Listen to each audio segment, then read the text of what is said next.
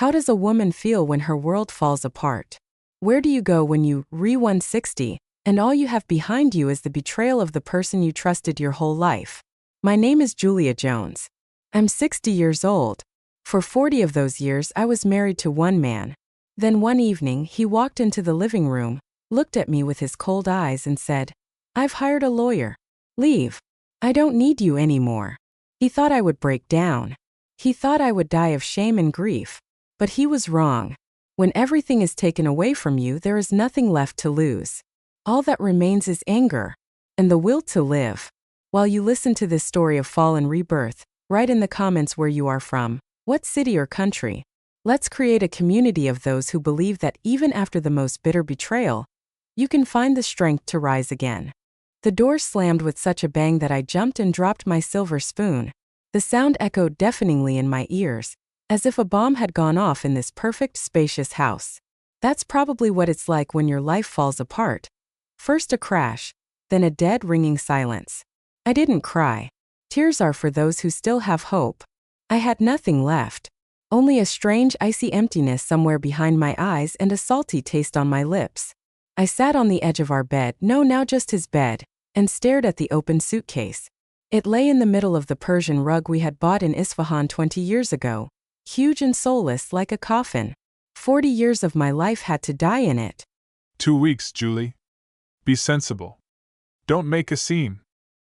His words still hung in the air, thick and suffocating, like the smell of his expensive cigars. He said it in the same even dispassionate tone he usually used to reprimand negligent managers. Not, "I don't love you anymore." Not, "I'm sorry." But, "I hired a lawyer." And then a clear, measured report like a business presentation, a new woman, a new life, pregnancy, an heir, the thing I had never been able to give him. And the final crushing blow, our prenuptial agreement. The very one he once called a simple formality, protection for both of us. Now it had become a document of my lifelong imprisonment as the ex. All the capital, all the assets, that damn house overlooking the bay, it all remained with him. We don't have any children together, Julie. You didn't invest anything in my business. You were just a wife. Just a wife. Those words felt like a slap in the face. For 40 years I had been the backdrop, the scenery, the reliable support. And now I was being written off like obsolete equipment. I got up and went to the dressing room. My dressing room. Rows of dresses, suits, handbags. Flawless, silent witnesses to my life in a gilded cage. I ran my fingers over the champagne-colored silk dress we wore to celebrate his last big appointment. I started throwing things into my suitcase at random. A simple wool skirt, several blouses, underwear. I acted automatically, as if digging my own grave. Each item was filled with memories that now stung poisonously. And then I saw it. A corner of familiar linen fabric peeked out from under a stack of silk scarves. Old, faded. My heart suddenly pounded so hard that I felt it in my throat. I pulled it out. Grandpa's apron. Mr. Peter's bakery. $5,000. He had placed a wad of cash on my dressing table, neatly tied with a bank ribbon.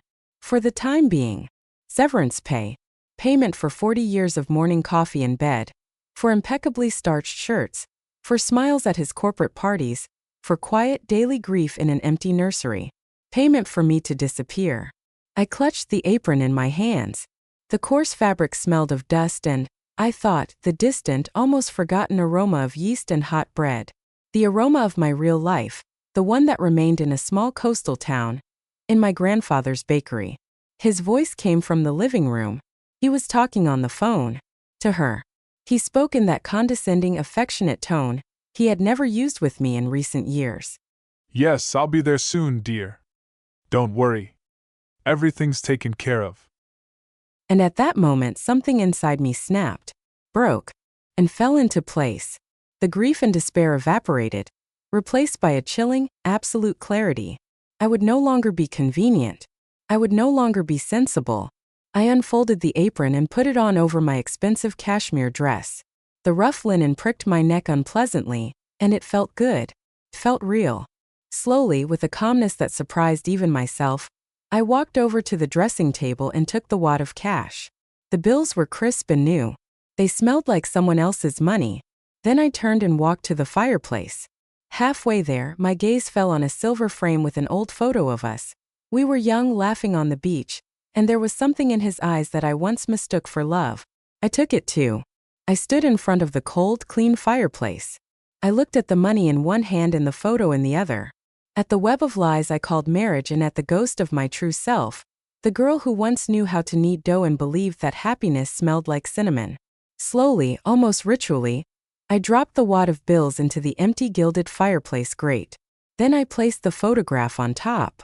From my apron pocket, I took out an old lighter that had been there since my grandfather used it to light the candles on my 16th birthday cake. Click. Fire. The flames eagerly licked the crisp paper, blackening the smile in the photograph. The orange light danced on my face, and I realized I felt nothing. No pain, no regret. Only cold, steely determination. "No, Jack," I said quietly into the silence of the room. "Nothing is settled. It's just beginning." I turned to the suitcase full of the past and slammed it shut. I locked the zippers. The sound was loud, firm, and final. Then I threw a simple coat over my apron. The house keys were on the nightstand. I walked past them without looking. The door closed behind me silently. I stepped out into the cool evening air, carrying the suitcase in one hand and my grandfather's crumpled apron in the other. My dowry and my past were burning in the fireplace. Ahead of me lay only the wind from the ocean and the smell of hot bread, which I would have to remember. $5,000. 40 years of my life, packed into a wad of crisp bills. I look at them and can't figure out, is it too much or ridiculously little? He handed them over as if he were paying someone to walk his dog. "For now, Julie." "And what about later, Jack? What will I live on when this money runs out?" "Memories? But they belong to you too. You took them all just like you always took everything. I remember the day we met. I was 20, and I smelled of flour and cinnamon from my grandfather's bakery. You came to our small town on business for your father, stopped in for coffee, and said you'd never tasted apple pie like mine. You were so handsome, so confident.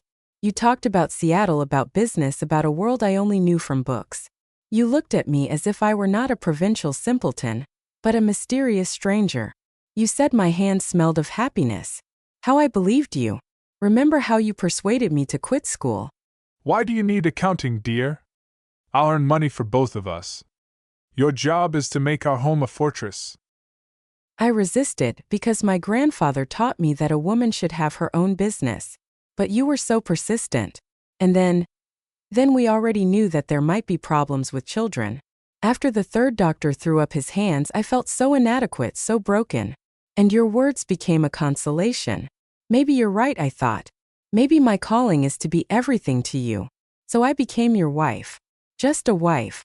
First it was like a fairy tale. I played the role of the perfect wife for a rising star in the real estate business with such zeal. I learned to distinguish between Sauvignon Blanc and Chardonnay, memorized the names of your important partners, and spent hours choosing curtains that would make the right impression. I thought we were building something together. But even then, you were only building yourself. When you didn't show up for our 10th anniversary, 10 years, Jack, saying that a deal had fallen through, I believed you. When you started criticizing my dresses, "That dress makes you look fat, Julie," I stopped eating after 6. When you stopped telling me about work, I decided I just didn't understand your complicated business. And the children? Oh, that was our silent war, the one we never acknowledged out loud. Every year, your gaze on my empty hands grew colder. You never said outright that you blamed me. You didn't have to. I blamed myself for both of us. Each miscarriage wasn't just the loss of a child. It was a nail in the coffin of our marriage. And the silent despair that followed was the cement that sealed it shut. And here it is, the culmination. Not just leaving. Not just someone else. But complete, total destruction. You didn't just find someone who could give you an heir. You showed me that all these years I was just a temporary replacement. A placeholder until you found the right woman to continue your great lineage. "She's expecting a baby, Julie. A boy." Those words sounded not like an explanation but like a sentence. You looked at me at that moment with some strange expectation, as if you were waiting for me to finally understand my place in this story. The place of a failure who couldn't fulfill her main function. And this contract. God, this contract. You left me with only what I brought into our marriage myself. And what did I bring? 2 suitcases of clothes and my grandfather's recipes. Everything else was acquired during the marriage. Acquired by you. And what did I do? I created the backdrop. I was part of the interior.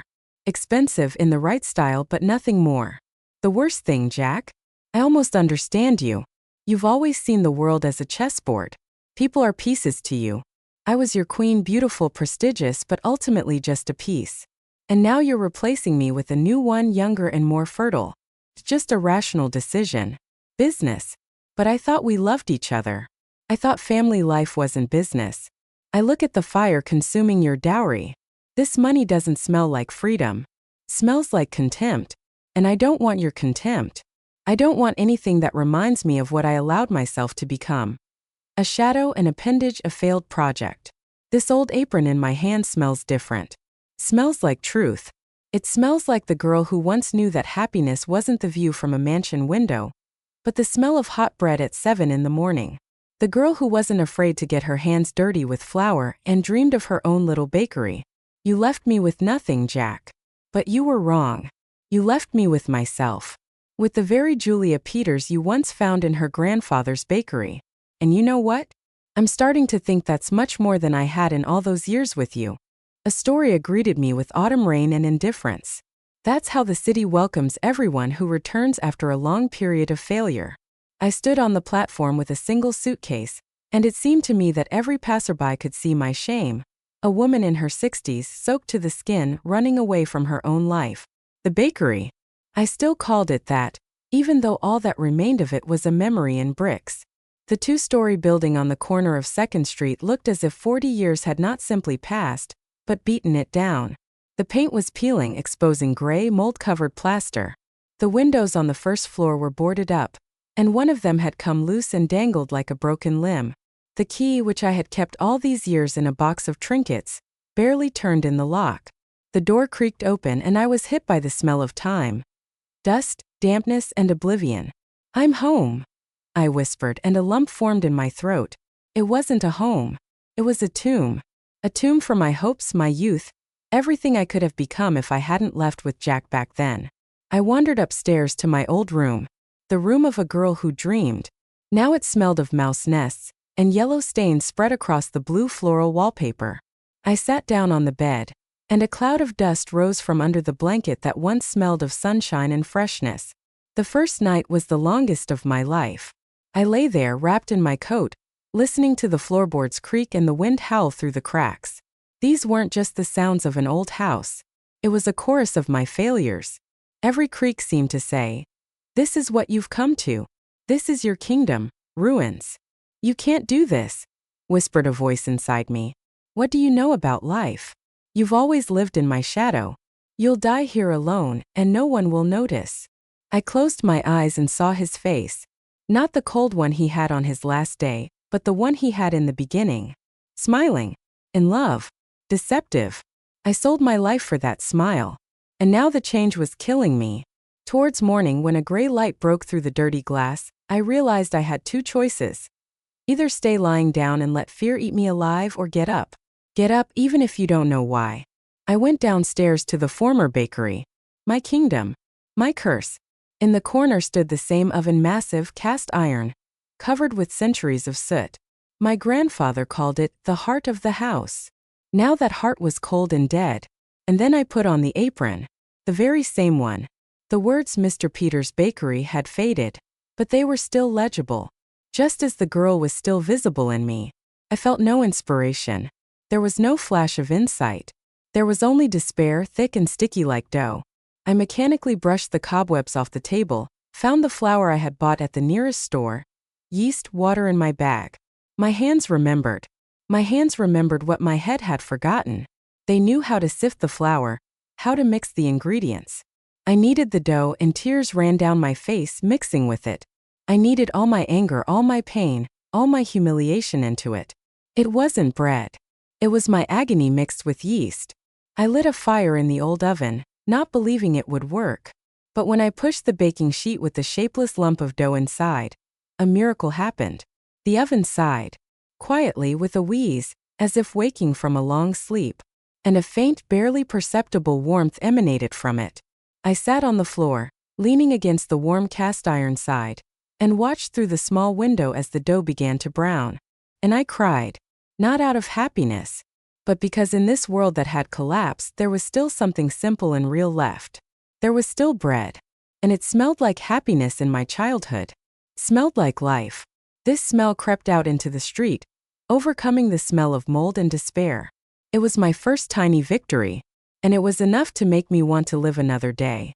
I didn't bake. I hid. Every morning I went downstairs, started the dough, and buried myself in the rhythm of kneading 1-2-1-2. It was my shield from thoughts. As long as my hands were in the flour, my head was silent. There was no Jack, no empty house, no betrayal. There was only a pliable, obedient mass that could not betray me. The oven worked like an old sick man, intermittently coughing with heat, but it gave off warmth. And that heat was the only warmth in my life. I sat on the same stool my grandfather used to sit on and watched the rolls turn golden brown through the sooty glass. It was the only outcome I could control. Everything in my life had gone wrong, but bread always rose if you gave it enough time and warmth. The children were the first to arrive. A girl with 2 pigtails and her younger brother, who hid behind her back the whole time. They stood in the rain, their noses pressed against the dirty glass, just as I had done 40 years ago. It smells like Grandma's house, the girl said when I opened the door. Her eyes were wide with curiosity, not pity. I silently handed them each a warm bun. They ate, smacking their lips, and their faces showed simple, pure pleasure. At that moment I realized that this was probably the first thing I had done in the last 40 years that wasn't for Jack, or for my image, or for anything else. Just because. I didn't send them away. The next day they came back. And I fed them again. For free. What else could I do with that bread? Eat it alone in silence, listening to the crumbs fall on the floor and echo through the empty house? Then my elderly neighbor, Mrs. Henderson, came by. She brought me a jar of homemade jam. So it won't go bad, she muttered and left without waiting for a thank you. But the next day she came back just to sit. Others followed her. A young mother with twins who looked as exhausted as I did. Mr. Jenkins, a pensioner who could talk for hours about how they used to catch salmon in the river. I hardly spoke. I baked. And they lived. They just sat in my abandoned kingdom, drank tea from my old, cracked mugs, and talked. I listened. I listened to their ordinary little dramas, arguments with their children, problems with blood pressure, the joy of a jacket bought on sale. And little by little, their lives began to seep into me, filling the icy void Jack had left behind. They didn't know who I was. To them, I was just the woman from the bakery. Not Julia Jones, the wife of a successful developer. Not a failure, abandoned by her husband. Just a woman who knows how to bake bread. And in that simplicity there was a strange, healing power. Once a girl with pigtails, Lisa, asked me why I was always alone. I didn't know what to say. And she said, but you have bread. It always smells like happiness. That evening, as I was closing the bakery, I suddenly realized that I hadn't been counting the hours until the end of the day. I wasn't waiting for night to fall so I could hide in my grief again. I was kneading dough for tomorrow's bread.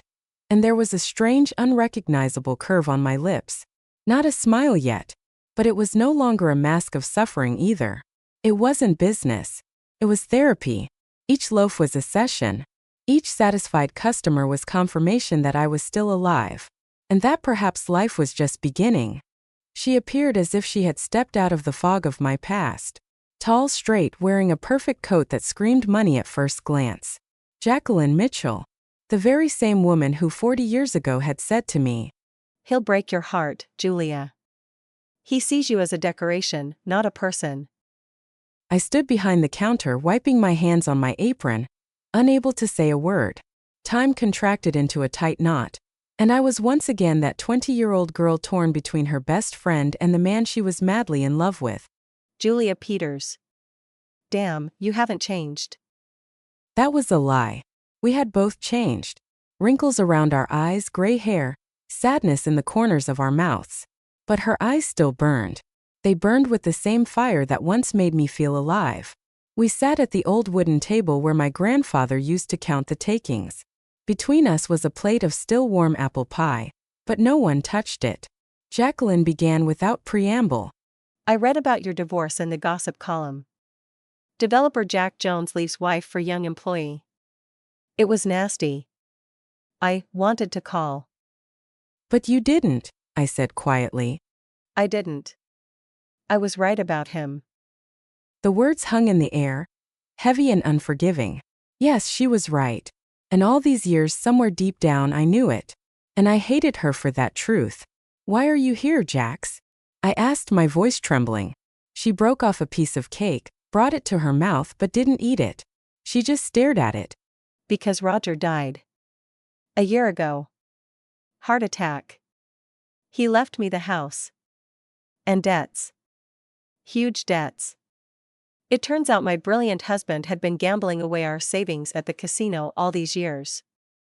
I looked at her, this strong, invulnerable Jacqueline, and suddenly saw the same emptiness in her eyes that I had in mine. We were two sides of the same coin. She had been betrayed by her gambling husband, I by my careerist husband. The result was the same: emptiness and fear. Jacqueline continued. I'm selling the house. But you know what I realized when I was left alone? Money, it only heals financial wounds. The rest. She waved her hand, and that gesture summed up our broken lives. She glanced around the bakery, the cracked walls, the creaky floorboards, the old oven. But you have this. You have meaning. I laughed bitterly. Meaning? In this? Jax, I'm surviving. I bake bread because I don't know how to do anything else. I'm like a hunted animal hiding in a burrow. No. You're not hiding. You're building. With mud and old bricks, but you're building. And I sit in my empty mansion and slowly go mad with loneliness. She walked over to the window, behind which the sun was slowly setting. I'm selling the house, Julia. And I'll have some money. Not much, but enough. Enough for what? I asked, though I already guessed. She turned to me, and in her eyes was the same determination with which we once dreamed of conquering the world. Enough to turn this dump into a real bakery. You know how to bake. And I know how to make things work. We've always been a good team, remember? I looked at her and didn't know what I was feeling. Fear. Yes. Disbelief? Of course. But underneath it all, a long-forgotten seed was sprouting. A seed of hope. You're crazy, I whispered. We're 60. We're broken. We have nothing. No. We have this hole. And my sharp mind. And your golden hands. And 40 years of resentment toward all men in the world. Julia, that's the best recipe for success I've ever heard. And in the silence of the old bakery, smelling of bread in the past, I suddenly realized she was right. We were two halves broken by life. And perhaps only by putting our pieces together could we build something whole. Something new. Something of our own. I didn't respond to Jacqueline for a week. For 7 days I was torn between fear and the madness of her proposal. The bakery had become my refuge, my therapy. And she was suggesting turning it into a business. Into reality. Into risk. Into the possibility of falling again. But this time from the height of my own hopes. On the 8th day, I woke up to the smell of rain and fresh paint. Looking out the window, I saw her. Jacqueline, wearing jeans and an old t-shirt, was painting over the graffiti on the wall of my bakery with a brush in her hands. Next to her was a cart with cans of paint, rollers, and some tools. "What are you doing?" I blurted out, running out into the street. Tidying up. The color is awful, but it's better than it was. I decided that if you don't come to me, I'll take the first step. She didn't ask for my answer. She just took it. We didn't talk about plans that day. We painted. In silence. At first, I did it mechanically, angry at her audacity. But with each stroke of the brush, the anger faded. Underneath the layer of dirt and old paint, a new surface appeared. Clean. Ready for something new. By evening, we were sitting on boxes of paint, drinking coffee from paper cups, and I finally asked, "Why, really? Why are you willing to put all your money into this?" She stared at her cup for a long time. When Roger died, I discovered that apart from debts and an empty house, I had nothing. No job, I gave up my career for him. No friends, all our friends were his friends. Not even my own name, I was always Mrs. Mitchell. I became nothing, Julia. A professional widow. She looked up at me, and in her eyes was the pain I knew so well. And then I read about you. And I thought, damn it, we've both become nothing. But you, at least you found the strength to bake bread. And I can't even do that. All I can do is count other people's money and organize other people's lives. This project, it's my chance to create something of my own. Not for my husband. Not for my image. For myself. And if I lose, she smiled bitterly. At least I'll know that I lost trying to change something, and not just sitting in my golden coffin feeling sorry for myself. I looked at her, this strong, proud woman who had admitted her weakness, and for the first time in 40 years, I felt that we finally understood each other. I'm afraid, I confessed. Me too. But you know what's scarier? Looking back in 5 years and realizing that we could have tried, but didn't. Partners. I'm not suggesting jumping off a cliff with your eyes closed. I'm suggesting we build a bridge. Brick by brick. She opened the plan. And she was off. She talked about zones, customer flow, marketing, and cost price. Her words were fast, precise, and full of fire. And in that fire I suddenly saw not madness but genius. And we'll call it Miss Peter's Bakery. Why? I asked in surprise. Because you're not Mrs. Jones anymore. You've reclaimed your name. So show it to everyone. She held out her hand to me. A business proposal. But there was something more in her eyes. Partners? I looked at her hand, at the blueprints, at the freshly painted wall, at my life, which was slowly but surely transforming from ruins into something new, something scary, something possible. And I shook her hand. Partners. The first days of our partnership were like a bad comedy. I tried to explain to Jacqueline that the dough needed to breathe, but she pointed to tables and talked about time cycles. She wanted to optimize the process while I wanted to feel it. Julia, we can't spend 6 hours on proofing. I've done the math.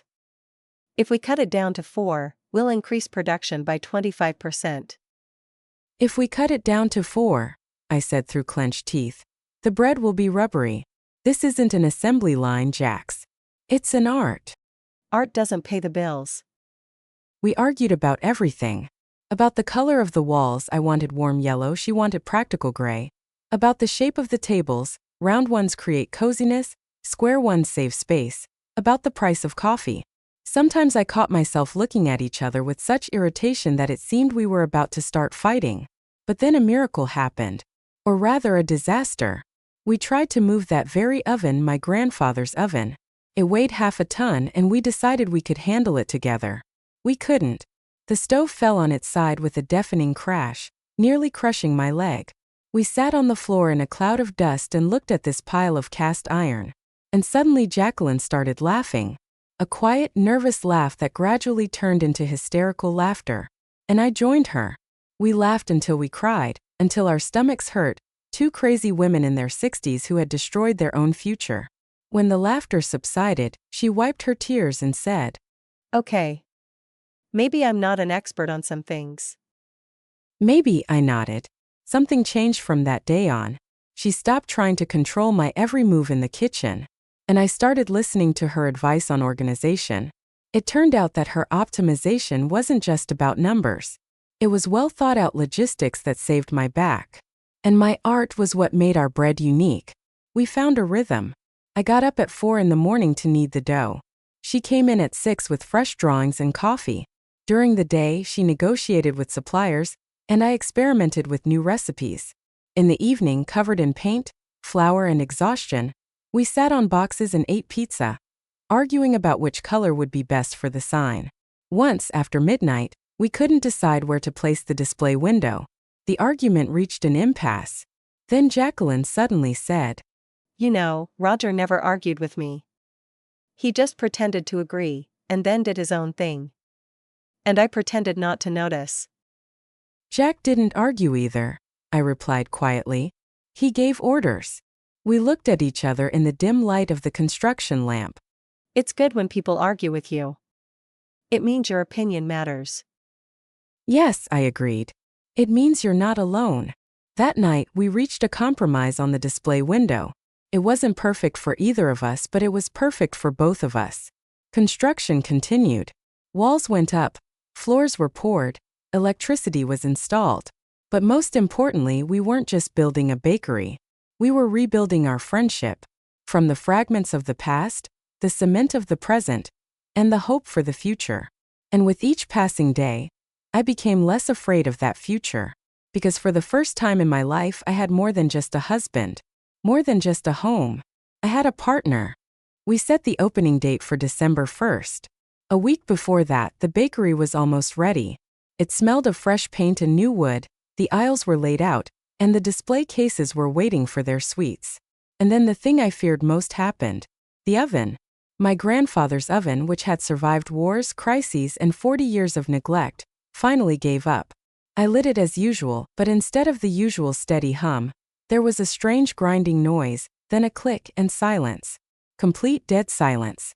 No, I whispered, sinking helplessly onto a stool. Not this. I tried everything. I knocked on it, cleaned it, prayed. But the oven remained silent. It was like losing an old friend. My most loyal friend. Jacqueline called 3 repairmen. Each one examined the oven and threw up his hands. It's an antique, ma'am. A museum piece. You need a new one. But a new oven cost 1/3 of our total budget. We didn't have the money. In the evening, we sat in complete darkness, not turning on the lights. I cried. For the first time in all these months, I allowed myself to cry real bitter tears. It's over, I whispered. Without this oven, everything will be different. The bread will be different. It won't be my bakery anymore. Jacqueline was silent. Then she suddenly said, Do you remember that boy? The redhead. The one who was always around you when you were young. David. I asked in surprise. What does he have to do with this? He's now the best mechanic in town. They say he can fix anything. The next morning we stood at the gate of his workshop. A tall, gray-haired man with kind eyes and hands stained with machine oil. He looked at us, not recognizing us. David, I said. It's me, Julia Peters. A smile lit up his face. Good heavens. Julia. It's been 40 years, I nodded. We need your help. When he saw the stove, his eyes lit up. the old girl. I remember your grandfather teaching me how to use her. He worked all day. He took half the stove apart, repaired something, adjusted something. Jacqueline and I were afraid to breathe as we watched him. Then he wiped his hands, looked at me, and said, Try it. With a trembling hand, I turned the lever. The stove sighed. First quietly, then louder. And finally, it hummed with that familiar steady hum I remembered from my childhood. I couldn't help myself and hugged him. He patted me on the back, embarrassed. She just wanted attention. Like all old things. That evening, the three of us sat at the table, Jacqueline, David, and I, eating pizza and laughing at memories. It was warm, and not just from the oven. When he left, Jacqueline looked at me with a smirk. Well, Julia? Looks like you have a fan. I blushed like a little girl. Don't be silly. He just helped. Helped. He was looking at you like you were a freshly baked croissant. I was left alone in the bakery. I touched the warm oven. It hummed like a contented cat. And I realized, this isn't the end. It's just the beginning. We passed the test. And we became stronger because of it. The opening was in 3 days. And I stood in front of the flour shelves and couldn't remember the recipe for the simplest brioche. My hands were shaking, my temples were throbbing. It wasn't just fear. It was the realization that now it was for real. Jacqueline was putting up price tags. People will be hungry and critical. We have to surprise them. Surprise them? I slumped over the table. I can't even knead dough. She came up to me and took my chin in her hand, abruptly, in her own way. Listen to me, Julia Peters. You're not the woman who was kicked out of her home. You're not the girl whose husband left her. You're the granddaughter of the best baker in Oregon. Dough in your hands is like clay in a sculptor's hands. Now stand up straight and get to work. She was harsh, but that's what worked. I straightened up. I didn't sleep that night. I went through my grandfather's notebooks, inhaling the smell of the yellowed pages. And I found it. Not just a recipe, a story. Bread for those who are lost. That's what my grandfather called this recipe during the hard times. Rye flour, honey, a little cumin. Simple. Reliable. Like a firm handshake. In the morning I got to work. I didn't just knead. I put my whole story into the dough. The pain of loss. The bitter joy of liberation. The warmth of new friendship. Each kneading was a confession. When the first loaf went into the oven, Jacqueline froze at the door. My God. It smells so good. It wasn't just the smell of baking. It was the smell of home. A real home, one that is built not of walls but of shared tears and laughter. By evening, we were sitting at the very table where we had once argued until we were hoarse. In front of us were 3 new loaves of bread. Heartfelt. With onions and herbs, smelling like the porch of my grandmother's house. Morning. With nuts and raisins, sweet as the first rays of the sun. And the one, for the lost.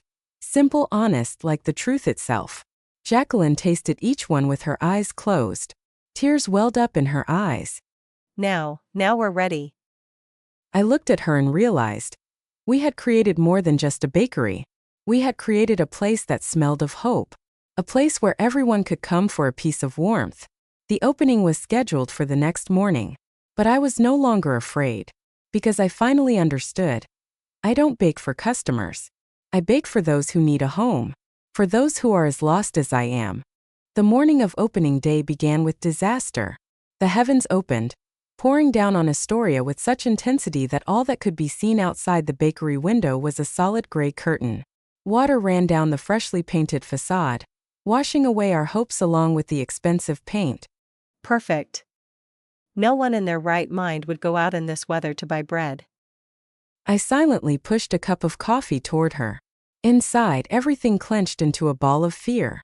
She was right. Who would come? Why? By 9 in the morning, the pastries were cooling in the display cases, and the door had still not opened. I aimlessly rearranged the jars of jam, trying to drown out the panicked whisper in my head. Failure. Total failure. Jacqueline nervously tapped her pen on the counter, her business acumen powerless against the elements. Then the bell above the door rang. We froze. Standing in the doorway was Mrs. Henderson, our eternally skeptical neighbor. Water dripped from her, and her face expressed her usual dissatisfaction. I couldn't walk by. The whole street smells like your pastries. It keeps me awake. She walked over to the display window and stared at the bread for the lost. What is this nonsense? It's rye bread with honey, I squeezed out. She snorted but nodded. Let's see. And that cherry pie. Let's see if you can do anything besides stink up the whole neighborhood. When she left, Jacqueline and I just stared silently at the slamming door for a few minutes. Then Lisa and her brother came in, wet but beaming. We told Mom we couldn't live without your buns. One after another, others began to appear. Mr. Jenkins, a young mother with twins, more neighbors. They came in, shook off the rain, breathed on the windows, and smiled. It wasn't the crowd Jacqueline had dreamed of. It was a handful of people who came not because we were open but because we were there. By noon the rain had stopped, and the bakery was bustling. People sat at tables sharing news, laughing. And everyone was eating. They ate as if they were tasting not just pastries but a piece of something real. Mrs. Henderson, who came in later for a second pie, said, Edible. For starters. When the last customer left, Jacqueline and I were left among the empty tables. The wad of cash in the register was modest, but it was our money, earned not by calculation or cunning, but by something else. Jacqueline said, counting the bills. You know, I thought success smelled like money. But it turns out it smells like wet coats and hot bread. I smiled as I looked at the moonlit sign for Miss Peters' bakery. We hadn't conquered the world. We had simply found our little corner of it. And for a start, that was more than enough. 3 months passed. The bakery became the heart of the neighborhood. In the mornings, there was a line of students before class, workers, and mothers with strollers. Jacqueline and I found our rhythm. My mornings belonged to the dough, her days to numbers and customers. It was on just such a normal day, as I was wrapping Mrs. Henderson's daily rhubarb pie, that the door opened. The bell rang in a strange, alarming way. I looked up and froze. Jack was standing in the doorway. He was as well groomed as ever, wearing an expensive coat, but something about him had changed. His former self-confidence was gone, and his eyes showed signs of fatigue. He looked at me as if he had seen a ghost. Jack spoke, his once commanding voice sounding uncertain. Julia, we need to talk. Silence fell over the bakery. Even the ever-chatty Mrs. Henderson froze with her mouth open. Jacqueline, standing at the cash register, slowly lowered the stack of menus. Her gaze became cold as ice.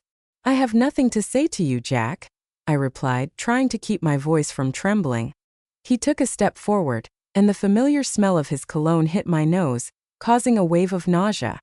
It's important. Please.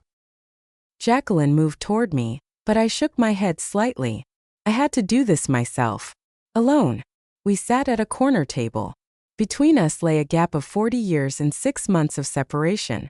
She left. She took the child and half of what was left. It turns out she had debts. I was silent, looking at his hands. The very hands that once signed the marriage contract that took everything away from me. I was a blind fool, Julie. I destroyed our life for the sake of an illusion. He talked about the empty house, about loneliness, about how he missed our morning coffee. His words were meant to hurt, to elicit pity. But I felt only a strange emptiness. "Why are you here, Jack?" I asked when he fell silent. He looked at me, and a familiar spark flashed in his eyes, the same spark that once made me believe in fairy tales. I want to get everything back. Get us back. Let's start over. At that moment, Jacqueline's loud, deliberate cough came from behind the bar. She looked at me, and her gaze spoke louder than any words. "Don't even think about it." I slowly got up. "I have a life, Jack. My own life. And there's no place for you in it." His face contorted with hurt. You can't be serious. You live in this bakery. Think, Julia, what are you saying? And then I saw him for who he really was. Not a repentant sinner, but the same man who considered me his property. "I have nothing to think about," I said quietly but firmly. "The bakery closes in 15 minutes. Please leave." He left, slamming the door so hard that a jar of vanilla fell off the shelf. I stood there watching his retreating back, waiting for pain, anger, anguish. But only one thing came: relief. Jacqueline came over and silently hugged me around the shoulders. Idiot. He didn't understand anything. "Yes," I agreed, looking at my bakery, at the warm light, at the satisfied faces of the customers. "Nothing." I turned to her. "You know, the rhubarb pie is especially good today. Shall we try it?" We sat down at a table, and soon the bakery was filled with the familiar sounds and smells again. And the image of Jack dissolved like sugar in hot tea. Without a trace. Julia's story is not a fairy tale. It is a reminder. A reminder that our happiness should not depend on another person. That our value is not in our age or status, but in the strength of spirit that is in each of us. If this story resonates with you, share it with a friend who needs support right now. Write in the comments, what is the most important lesson you learned from Julia's story? Your words may be a ray of hope for someone else.